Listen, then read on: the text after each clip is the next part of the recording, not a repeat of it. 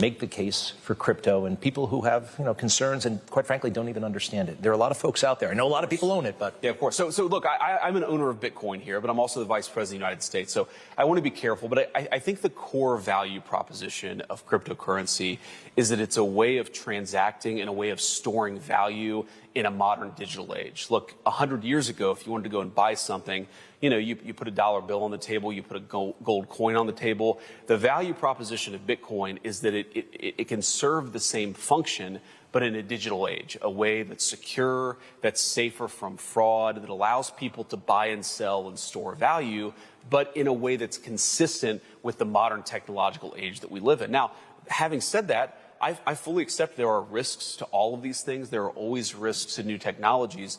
Our approach in the Trump administration is to say, let people innovate. Let people figure this stuff out on their own. If the critics of Bitcoin are right, I happen to think that they're wrong, that will eventually win out in the marketplace. If the advocates of Bitcoin are right, and I happen to agree with them, if they make their case, that's eventually going to win out in the marketplace. What you shouldn't have is a dictatorial government that tells certain industries they're not allowed to do what they need to do. You've got to let people make these decisions on their own, and that's sort of been our approach. We want common sense regulatory regimes. We want to allow the cryptocurrency industry to participate in the mainstream of the economy.